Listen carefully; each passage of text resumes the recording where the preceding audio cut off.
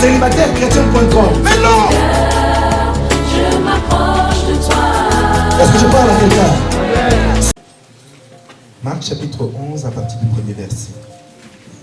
Entrée triomphale de Jésus à Jérusalem. Lisons la parole du Seigneur. Lorsqu'ils approchèrent de Jérusalem et qu'ils furent près de Bethphagée et de Béthanie, vers la montagne des Oliviers, Jésus envoya 2 de ses disciples en leur disant: allez au village qui est devant vous. Dès que vous y serez entrés, vous trouverez un ânon attaché sur lequel aucun homme ne s'est encore assis. Détachez-le et amenez-le. Si quelqu'un vous dit: pourquoi faites-vous cela? Répondez: le Seigneur en a besoin. Et à l'instant, il le laissera venir ici. Les disciples, étant allés, trouvèrent l'ânon attaché dehors près d'une porte, au contour du chemin, et ils le détachèrent. Quelques-uns de ceux qui étaient là leur dirent: que faites-vous? Pourquoi détachez-vous cet ânon? Ils répondirent comme Jésus l'avait dit. Et on les laissa aller. Ils amenèrent à Jésus l'ânon, sur lequel ils jetèrent leurs vêtements, et Jésus s'assit dessus. Beaucoup de gens étendirent leurs vêtements sur le chemin, et d'autres des branches qu'ils coupèrent dans les champs. Ceux qui précédaient et ceux qui suivaient Jésus criaient: Hosanna, béni soit celui qui vient au nom du Seigneur. Béni soit le règne qui vient, le règne de David, notre Père. Hosanna dans les lieux très hauts. Jésus entra à Jérusalem dans le temple. Quand il eut tout considéré, comme il était déjà tard, il s'en alla à Béthanie avec les 12. Parole du Seigneur. Amen. Amen. Amen. Le thème de ce matin que j'aimerais partager avec vous, c'est: si quelqu'un vous dit pourquoi faites-vous cela, verset 3, répondez: le Seigneur en a besoin. Le Seigneur en a besoin. On peut le dire ensemble? Le Seigneur en a besoin. Il avait besoin de quoi? D'un ânon. Il avait besoin d'un ânon. Et j'aimerais dire simplement ce matin: le Seigneur a besoin de toi. Il y a des choses que Dieu veut accomplir dans ta vie, selon la promesse que Dieu avait faite. Dans Jean chapitre 17, lorsque Christ va faire cette prière dite sacerdotale, la Bible dit, Christ va dire: Seigneur, je leur ai donné, en s'adressant au Père, Jésus va dire: je leur ai donné la gloire que tu m'as donnée. Le Seigneur nous a donné la gloire que Christ, que lui-même avait auprès du ciel, que Dieu, le Père, lui avait accordée. Et son but, lorsqu'il vient nous sauver, c'est pour nous donner cette gloire. Mais nous ne voyons pas encore cette gloire, en quoi cela se manifeste en nous. Le problème, c'est que ce n'est pas la gloire que Dieu nous donne. Le problème, c'est que nous sommes attachés quelque part. Comme cet amour, nous sommes attachés quelque part et nous avons du mal à expérimenter. Bien aimé, tant que quelqu'un est lié, tant que quelqu'un est attaché quelque part, il ne peut pas expérimenter ce que Dieu a prévu pour lui. Jésus a besoin d'accomplir quelque chose dans notre vie ce matin. Il a besoin que l'Église soit revêtue de gloire. Il a besoin que nous soyons revêtus de gloire. Mais nous ne pouvons pas vivre cette gloire tant que nous sommes attachés quelque part. Le Seigneur va dire: allez devant cette ville-là. Vous savez, il a fallu que la parole de Dieu s'accomplisse. Dieu avait dit à David: ton trône ne passera pas. 2 Samuel chapitre 7. Si le pasteur peut m'arranger ce micro, parce que tout à l'heure c'était mieux. 2 Samuel chapitre 7, verset 11 et verset 16. Dieu va donner cette promesse à David. Vous savez, David projetait de bâtir un temple à l'Éternel. Il va dire: j'ai une idée géniale. Il dit: mais Dieu, tu es tellement bon, tu étais tellement généreux envers moi. Vous savez, la Bible rappelle que le Seigneur va prendre David derrière le troupeau. Et il va les conduire devant le peuple pour en faire un roi. D'un berger à un roi.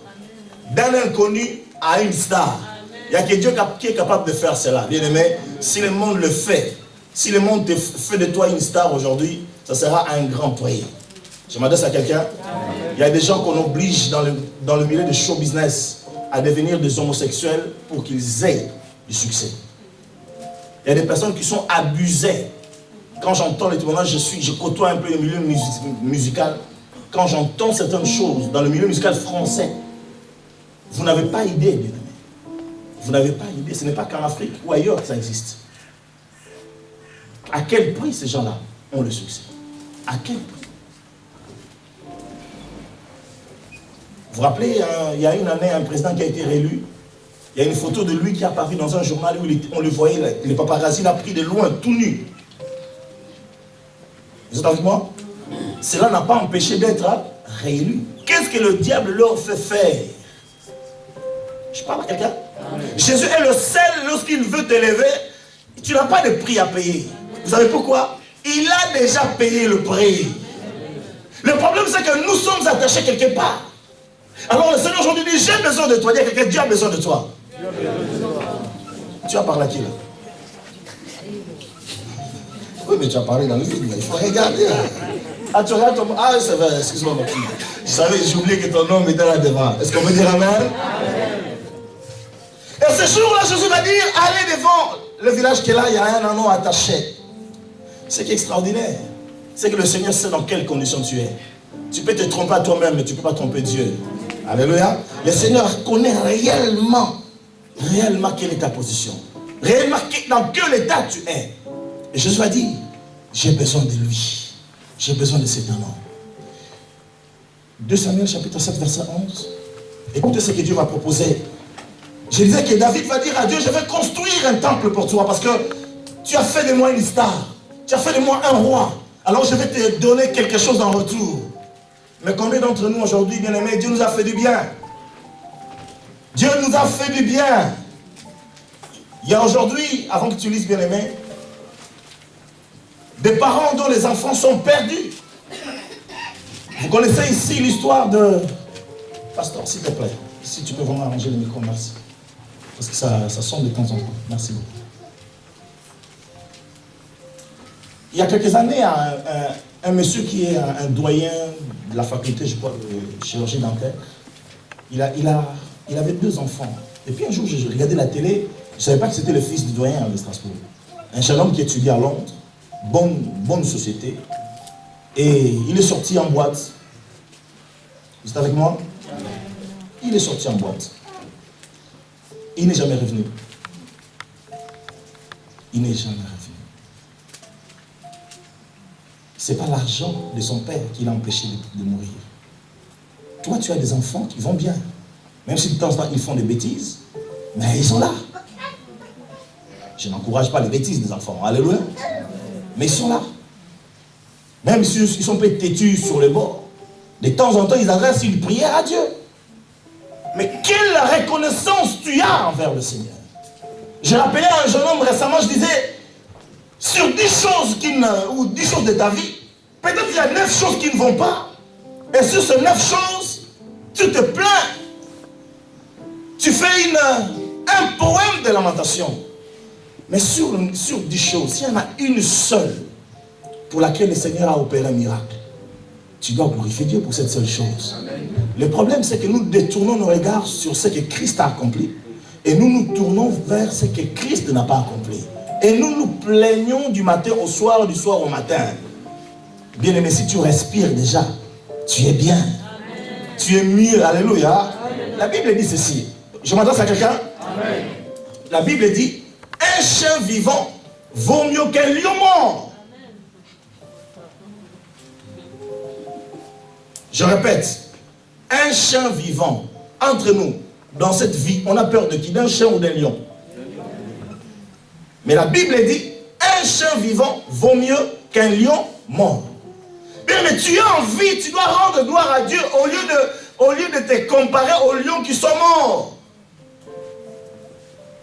Toi, tu es vivant. Je ne dis pas que, voilà, non. C'est juste un verset biblique que Salomon a écrit pour vous ramener à dire que nous devons être reconnaissants. David va dire, tu m'as donné ceci, je vais te bâtir un temple. Et Dieu va lui dire ceci, quelle idée géniale. Mais ce n'est pas toi qui le bâtiras. Quelqu'un qui naîtra de toi le fera à ta place. Mais il a eu une pensée. Et vous savez quoi? David n'a pas dit, bon, puisque c'est mon fils qui le bâtira, je croise mes bras, mon argent dans la poche. Je m'achète des habits, je m'achète des voitures. Mon fils est débrouillé pour construire un temple à l'Éternel. En fait, c'est ce que nous faisons ici à Miel. Hein? Nous mettons notre argent, nous disons que ce sont les Maïva, les Nathan, les Malzi, les qui encore. Hein? Voilà, vous mettez le nom, lui, il est encore trop petit. Mais si on met sur comme Aaron, hein, quand il va grandir, c'est lui qui va... Non! On attend qu'Aaron devienne ingénieur pour qu'il apporte l'argent à Miel. Ça va? Je vais revenir à mon thème. Je n'ai pas perdu mon thème de vue. Tu peux dire, madame? Il y a une gloire qui t'attend, j'aimerais te dire simplement ce matin. Mais cette gloire ne peut pas se révéler tant que tu es lié quelque part. Dieu a besoin de toi. J'aimerais que tu comprennes que Jésus a besoin de toi. Bien aimé, souvent c'est nous qui avons besoin de Jésus pour qu'il vienne nous aider. Mais ce matin, Jésus a besoin de toi. Dis à quelqu'un, Jésus a besoin de toi.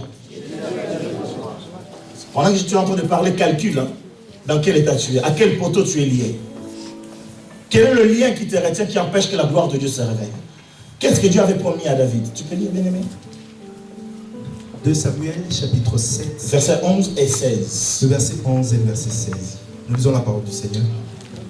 Et comme à l'époque où j'avais établi des juges sur mon peuple d'Israël, je t'ai accordé du repos en te délivrant de tous tes ennemis. Et l'Éternel t'annonce qu'il te créera une maison. Verset 16. Le verset 16. Ta maison et ton règne seront toujours assurés. Ton trône sera pour toujours affermi. Parole du Seigneur. Bien aimé, écoutez, la Bible déclare, Dieu va dire à David, je vais te construire une maison. Est-ce qu'on peut dire amen? Amen. En fait, David va dire à Dieu, Dieu, moi je vais te construire une maison. Et Dieu va dire à David, David, moi je vais te construire une maison. Écoutez, si tu ne commences pas à proposer des choses à Dieu, Dieu ne te proposera pas des choses. Amen. Mais quand tu proposes quelque chose à Dieu, Dieu va dire, oh petit, tu as fait une bonne chose. Amen. Écoutez, il y avait une reine qui s'appelle la reine de Saba. On ne connaît pas son nom, mais c'est la reine de Saba. Dis à quelqu'un la reine de Saba. Vous me regardez comme si vous n'avez pas dormi la nuit là. Soyez vivants, alléluia. La reine de Saba a entendu parler de la sagesse et la richesse de Salomon. La Bible dit, elle va venir voir Salomon et entendre la sagesse. Vous savez, elle habite l'Éthiopie, donc l'Éthiopie actuelle, elle amène l'or, tout l'or de l'Afrique du Nord à l'époque. Tout ce qu'elle avait. Elle amène tout en disant que je vais épater ce roi. Il est vrai qu'il est riche, mais moi, je vais lui prouver qu'en Afrique, il y a quelque chose. Elle va venir avec quelque part une prétention et puis tester la sagesse du roi Salomon. Elle arrive devant le roi Salomon. Quand il entend cet homme parler, il dit waouh, waouh. La Bible dit elle eut le soufflet coupé. Dis à quelqu'un le souffle coupé. Ma fille Charlène, t'es réveillée ce matin? Il faut prendre le café comme une bonne française. Hein? Alléluia. Ne sois pas comme les autres qui le matin ils prennent déjà la sémoule. Il faut prendre. C'était pour rire. Ok, alléluia. Mais parmi nous, c'est vrai, il y en a qui s'élèvent avec la semoule. Ok, alléluia. Elle vient avec beaucoup de richesses. Et elle entend la sagesse de Salomon. La Bible dit, elle lui le souffle coupé. Mais vous savez quoi? Ce que Salomon lui a donné en retour n'avait rien de comparable à ce qu'elle a amené. Si tu imagines, tu amènes, c'est un exemple comparatif. Tu amènes une paire de chaussures à quelqu'un et la personne en retour te donne on dit une garde-robe. Hein, une garde-robe, hein, remplie de plus que ce que toi tu as donné. Chaussures, costumes, robes, machin. Tu seras gêné pour les prendre, non? Ah, ton cadeau paraîtra ridicule. Mais c'est ce que Dieu fait avec nous. Mais ce qui est bien, soyons comme la reine de Saba. Elle a accepté, elle n'a pas boudé son plaisir à recevoir. Est-ce qu'on peut dire amen? Amen.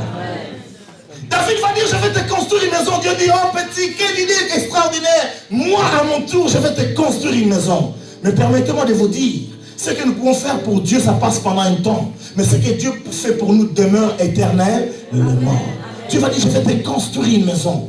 Mais cette maison, c'était quoi? C'était non seulement assurer son trône, assurer son autorité royale d'une manière pérenne et éternelle, mais c'est également lui assurer une succession jusqu'à la fin des temps. Ce qui était humainement impossible, mais c'est que Dieu a réalisé grâce à qui? À Jésus. Et le chemin de cette réalisation, parce qu'on ne peut pas être roi si on passe son temps à marcher, permettez-moi la répétition du mot, à marcher à pied. Parce que Jésus n'avait pas de véhicule. Amen. Il n'avait pas un char, parce que les Romains avaient des chars à l'époque. Il n'avait pas un char, un cheval. Il n'avait rien. Mais il a fallu que la royauté et la gloire se révèlent. Or, on ne pouvait pas entrer dans la gloire à pied. Tu rentres à Jérusalem en disant que c'est moi le roi Jésus qui vient. Alléluia. Est-ce que vous êtes avec moi? Déjà vous dites, mais quel est ce roi qui est à pied, qui marche à pied? Et il avait besoin d'un anneau pour cela. Jésus a besoin de toi pour que sa gloire, sa royauté éclate dans cette ville. Ah, vos amens sont les amens d'avant-hier. Alléluia. Parce que si vous étiez là hier à la marche pour Jésus, vous aurez vu des choses extraordinaires. Pour la première fois en 13 ans de marche pour Jésus, mon frère Cédric, on est rentré dans le Parlement européen. On a prié dans le Parlement. C'est là où on a le plus passé de temps dans la prière pendant tous les cortèges. Dans le Parlement, symbole de Babylone. Je suis dedans. Ah non, ne m'arrête pas. Alléluia. Non, si on dit Amen, c'est qu'on est d'accord avec ce que Dieu déclare. Et ce que Dieu déclare, c'est qu'il a besoin de toi aujourd'hui. Il a besoin de toi pour que sa gloire se manifeste, pour que les promesses qu'il t'a faites se réalisent. Tu dois comprendre qu'il a besoin de toi. Nous parlons souvent, je serai la tête et non la queue. Mais quand est-ce que tu seras la tête alors que ça fait 10 ans que tu es converti, tu es toujours à la traîne? Hier, nous avons célébré Jésus. Nous avons parlé de ce Jésus-là. J'ai vu un petit garçon, un petit bébé, vous allez sur le Facebook de Miel, vous allez voir. La diaconesse d'école a pris la photo. Un petit enfant. Hein. Les parents étaient avec leurs enfants. Parce qu'ils ont compris. Pour que la gloire se révèle, pour que la gloire se manifeste, Dieu a besoin d'un anneau, Dieu a besoin de toi. Dis à quelqu'un, Dieu a besoin de toi. Je répète plusieurs fois pour que ça reste dans votre cœur. Tu peux oublier toute chose, j'aimerais que tu saches que Dieu a besoin de toi. Le problème c'est quoi? C'est que cet anneau n'était pas libre. Il était peut-être libre, mais pas forcément libre. La Bible dit, vous trouverez un anneau attaché sur lequel aucun homme ne s'est encore assis. Détachez-le et amenez-le. Si quelqu'un vous dit, pourquoi faites-vous cela? Répondez, le Seigneur en a besoin. Et à l'instant, il le laissera venir. Le drame de cet anneau sur lequel le Seigneur avait jeté son dévolu. Vous savez, il y avait plusieurs anneaux. Christ aurait pu choisir un autre anneau. Il aurait pu envoyer les disciples vers quelqu'un, un propriétaire ou un berger en disant, donne-moi ton anneau. Mais c'est celui-là que le Seigneur a pointé du doigt. Nous sommes plusieurs dans ce monde, des milliards de personnes. Mais le Seigneur t'a choisi toi. Est-ce que tu sais pourquoi? Le Seigneur a besoin de toi. Est-ce que tu... Il dit, mais ça dépend, c'est ce qu'on appelle la prédestination. On ne peut pas comprendre cela, même si je l'explique, vous ne comprenez pas. De toute façon, même pour moi-même, ça reste encore un mystère. Pourquoi Dieu m'a choisi moi et pas mon ami, pas mon voisin? J'ai vécu des drames aussi que j'ai vus dans ma propre vie. Je l'ai déjà relaté lors d'une des autres prédications. La dernière année où j'ai passé mon bac, mon frère Prince, on est allé dans un lycée, toujours dans la même province, mais à 16 km. On a dormi là-bas et on passait le bac pendant 7 ans. Les premiers jours du bac, première journée du bac, on a passé la première journée, c'était la matinée, et l'après-midi, il fallait réviser, mon frère. Tu me suis, hein? Il fallait réviser pour le lendemain. C'était l'anglais. Et on n'aime pas toujours l'anglais.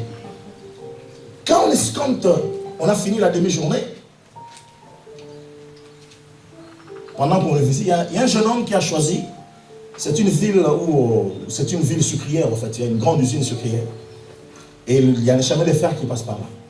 À côté de la gare, nous on n'était pas loin de la gare. Et le jeune homme a dit, bon, je vais aller réviser près des champs de canne, je vais m'asseoir sur le bord du train. Et je vais réviser. Et il a commencé à réviser. En révisant, il n'a pas entendu les trains qui venaient. Et pourtant, le train sifflait, parce qu'il y avait des amis qui étaient à côté. Le train sifflait, les trains sifflaient, les trains sifflaient. On ne sait pas ce qui s'est passé. Il n'a pas été écrasé, écrabouillé, non. Le train, parce qu'il a eu le temps de freiner, le train l'a juste poussé. Mais il était déjà mort. On l'a relevé mort. Et je me dis, pourquoi lui? Et moi, je n'ai pas été tué. Vous êtes avec moi? Combien de fois n'ai-je pas vu de jeunes mourir? Je suis allé dans un lycée, c'était parce que j'ai fait la biologie-chimie, et la dernière année, il fallait faire des expériences. Il y avait un lycée protestant à 60 km à peu près, et nous y sommes allés. Les jours où nous sommes allés, les jeunes des autres communautés protestantes faisait une sortie. Et en faisant la sortie, le véhicule qu'ils avaient pris a fait des tonneaux. Et il y a eu des morts parmi les lycéens. Mais nous, Dieu nous a épargnés. Je m'adresse à quelqu'un. Un jour, je sautais du train. Le train en marche.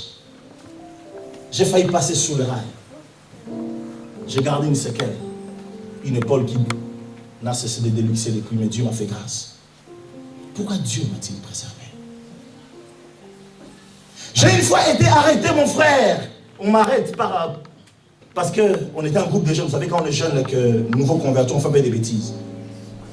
Tout le monde a été ramené au poste. Mais moi, le militaire qui m'a arrêté, en marchant, lève ton bras, s'il te plaît. Tu es bien costaud, hein? Toi, tu fais plutôt militaire, mais bon. Alléluia. En marchant. Et puis, regarde, je lâche la main doucement. Qu'est-ce que tu dois faire après? Je fuis. Lui, vous ne me rattrapez pas encore. Bien. Moi, je suis le gendarme. Toi, tu es le... Voilà. On marche, je te tiens bien, ok? On était une dizaine, quinzaine de jeunes gens de mon lycée. Parce qu'on faisait des bêtises quelque part. On est en train de marcher, et puis moi, pendant ce temps-là, je suis le gendarme, je lâche un peu la main. Qu'est-ce que tu vas faire? À la direction opposée. Mais vas-y, à la direction opposée. Alléluia. Il faut courir un peu. Non, ça. Dieu te bénisse, on acclame le Seigneur. En fait, j'aimerais dire simplement, qu'est-ce qui a fait que les autres soient ramenés au poste, mais que moi, Dieu m'a laissé? Non, Dieu avait besoin de moi avant que je sois né. Avant même que je sois conçu dans le ventre de ma mère. Et ça, personne ne peut l'enlever. Mais le problème, si sa gloire ne se révèle pas dans ma vie, dans ta vie, c'est parce que quelque part, j'étais lié à un arbre. Et il a fallu que j'entende la voix de Jésus. La seule voix qui était capable de me libérer des chaînes, de me libérer de liens. La voix de Jésus. Quand Jésus parle, c'est cette voix-là qui libère. Amen. Vous remarquerez que la Bible déclare que cet anneau non seulement était attaché, mais avait une autre chose. Cet anneau, il y avait des gens qui surveillaient. Moi, je ne sais pas pourquoi je pense à ça. Dans ma pensée, je m'imagine, vous savez, dans certains pays, il y a des gens qui jouent au jeu de dames. Donc, moi, dans l'imaginaire, hein, donc, il y avait un arbre qui était là, l'anneau était attaché, et 4 grands gaillards qui jouaient au jeu de dames. Et avec un œil, ils surveillaient l'anneau en disant, on va voir qui viendra le prendre. Il y a beaucoup de personnes parmi nous, ils sont destinés à la gloire, mais le diable les a enchaînés, et non seulement il les a enchaînés, il a mis des gardes de corps auprès d'eux, afin de les surveiller pour voir comment ils vont réussir. Et le rôle de ces gens, c'est ils surveillent chacun de vos pas. Ah, il commence à faire, c'est la période des examens, ok, je vais le troubler un peu. Il te trouble juste un peu. Vous n'avez jamais vu? Tu es intelligent, mais tu arrives devant une feuille, la feuille d'examen, c'est toi qui donnes le cours aux gens, mais toi devant la feuille d'examen, ton cerveau devient blanc. Au lieu de remplir la feuille, c'est toi qui, dans ta tête, il n'y a plus rien. Je parle à quelqu'un ce matin. La personne est liée, quelque chose le lie, le tient. Mais c'est Dieu a dit, j'ai besoin de toi. Quelqu'un, il a besoin de toi ce matin. Comment expliquer une fille qui est belle? Les autres filles qu'elle qualifie de manches se marient, mais elle est la star des sœurs dans l'église. Elle traîne pendant 20 ans, 25 ans. Il y en a une, très belle fille, mais quand quelqu'un l'approchait, c'est comme si elle sentait l'odeur de la mort. Mais elle-même ne le savait pas. D'autres personnes, est-ce que vous êtes là? Amen. Dans tes sommeils, vous savez comment est-ce que la surveillance se manifeste? Dans tes sommeils, pendant que tu dors, chaque fois que tu dors, tu vois des personnes qui te poursuivent. Hein? Quand les gens te poursuivent, dis à quelqu'un que ce n'est pas normal. Parce que le sommeil est fait pour dormir, pas pour rêver qu'on est en train de te poursuivre. Il y en a qui rêvent chaque fois que ce sont des chiens qui les poursuivent. Il y en a, ce sont des personnes qui ne connaissent pas. C'est une équipe de surveillance que le diable a mis pour te maintenir attaché quelque part. Et autre chose que j'aimerais vous dire, quand quelqu'un est attaché comme ça, il a l'impression d'être libre. Mais la réalité, c'est qu'il n'est pas libre. Parce que La chaîne va te permettre d'aller jusqu'à une certaine distance. Mais arrivé à un point, boum, boum, boum, boum, ça te tire derrière. Il n'y a pas quelqu'un ici, chaque fois qu'il fait une démarche, il a une réponse positive. Ah, jusqu'au dernier moment, on lui dit, ah non, désolé, on ne peut plus te prendre. Je parle à quelqu'un? C'est-à-dire que tu as une chaîne, donc tu as fait toutes les démarches et tu as peiné pour arriver jusqu'à ce point, mais jusqu'au moment où tu devais manger le fruit, boum, boum, boum, on te ramène derrière. Tu es enchaîné, tu es lié, mais ce matin, Dieu a besoin de toi. L'équipe de surveillance, Jésus va s'en occuper, mais il faut que tu prennes simplement conscience que Jésus a besoin de moi. Alors, quand quelqu'un est lié, c'est vrai, j'ai parlé de ces esprits, je peux parler du monde, je peux parler du monde qui nous lie, je peux parler des démons, mais ce qui nous lie aussi plus, c'est nous-mêmes. C'est-à-dire que le diable a tellement trafiqué notre mentalité que nous croyons que nous n'atteindrons jamais. J'aime dire à mes fils et filles de l'église, si quelqu'un peut le faire, ou si quelqu'un l'a fait, c'est que tu peux aussi le faire. C'est-à-dire, s'il y a quelque chose que quelqu'un fait dans ce monde, toi, tu es capable de le faire. Si quelqu'un a fait une entreprise, c'est que tu es capable aussi de faire une entreprise. Si quelqu'un a fait des études, c'est que tu peux également faire des études. Même si tu es fâché contre les mathématiques, mais tu peux quand même faire des études. C'est avec moi? Dis à quelqu'un, je peux le faire. Donc c'est nous-mêmes qui nous bloquons. Hier, je lisais, j'ai regardé sur Facebook, parce que je reçois des trucs d'une chaîne chrétienne américaine, sur YouTube. Je suis abonné. Et hier, j'ai vu un témoignage qui m'a touché. Cet homme, je l'avais déjà vu. Il s'appelle Nick Vujicic, quelque chose comme ça. Un nom, voilà, un peu barbare, mais bon, c'est un frère. Je peux parler? Amen. Alléluia. Amen. Je sens te dire quoi? Ça marche bien? Merci, pasteur. Alléluia. Amen. Alors, quelle est la particularité du frère Nick? Il s'appelle Nick, c'est un frère.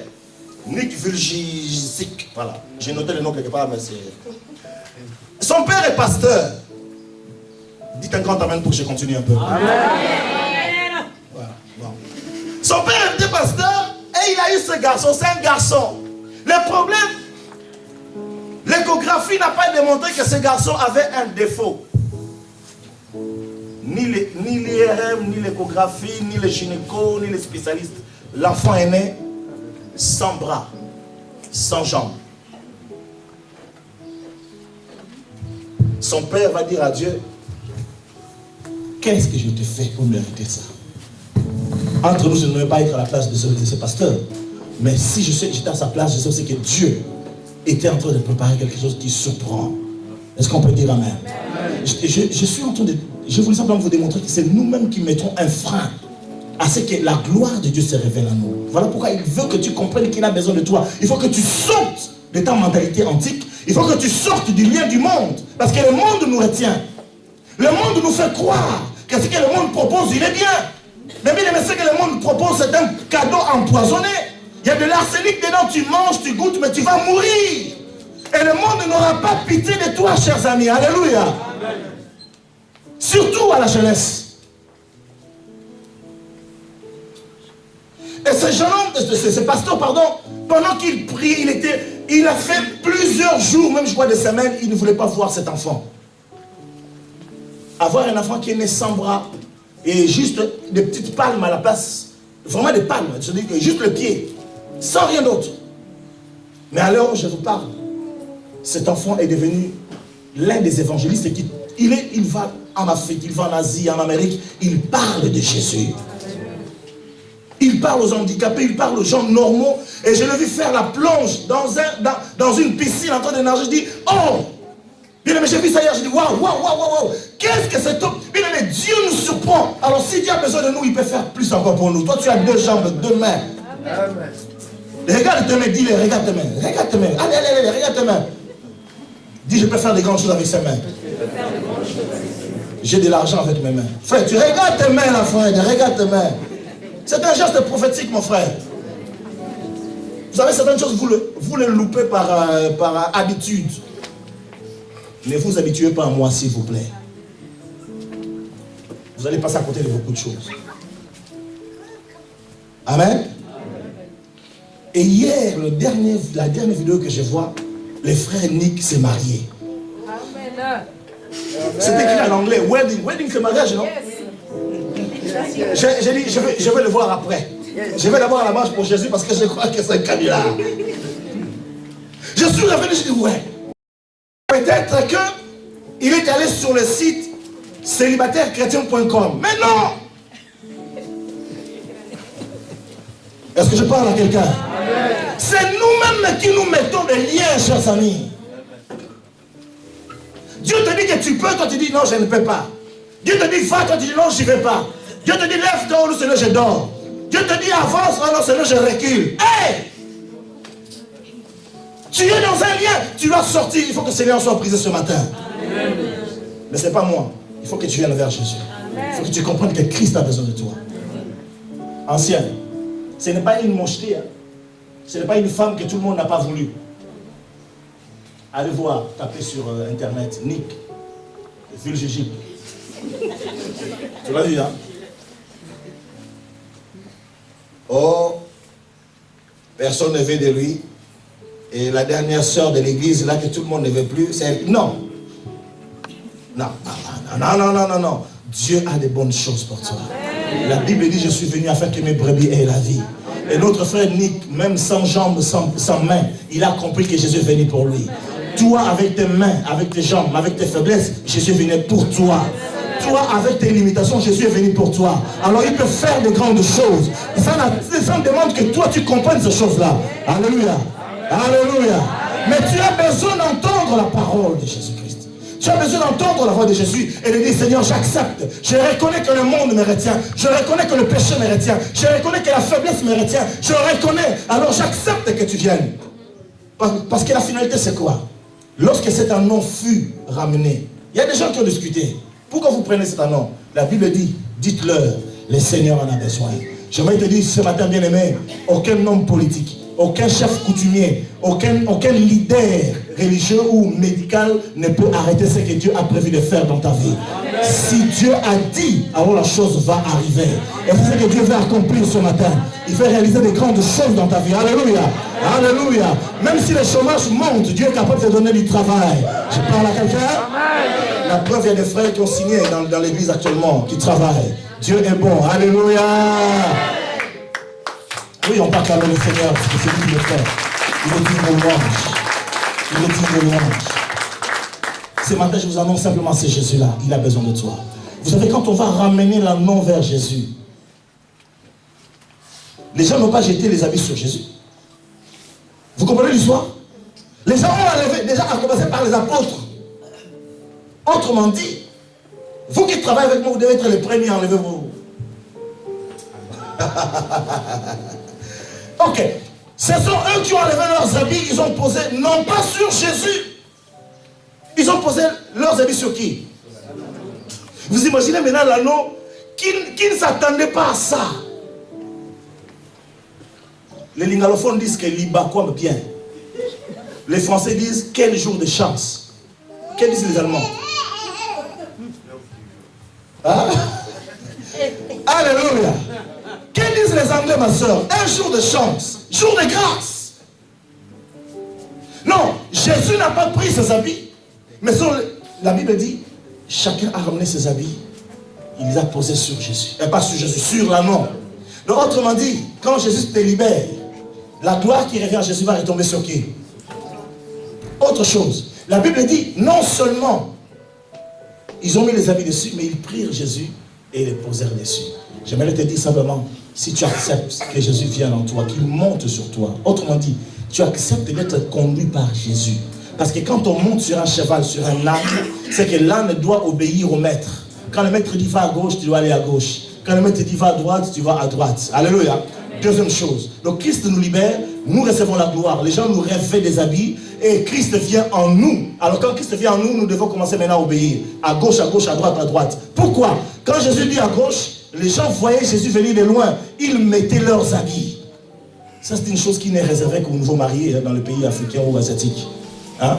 Ce jour-là, tu te maries, la tante de ta femme mets son linge devant, comme ça tu marches dessus. Mais avec Jésus, c'est tous les jours que nous pouvons marcher sur le... Alléluia. Et sans donner de l'argent d'ailleurs, hein? Ok. Dieu nous le fait gratuitement, par sa grâce. Non seulement les gens ont mis les habits, la Bible dit, ils coupèrent des branches et ils mirent devant et ils criaient, Hosanna au Fils de Dieu. Bien aimé, quand Jésus est en nous et que nous acceptons qu'il nous libère, nous allons entendre la louange, nous allons voir la gloire. Les gens vont commencer à venir vers nous et nous ne serons plus les mêmes. Dis à quelqu'un, tu ne seras plus le même. Maintenant, tu t'imagines, l'agneau ne s'est pas glorifié.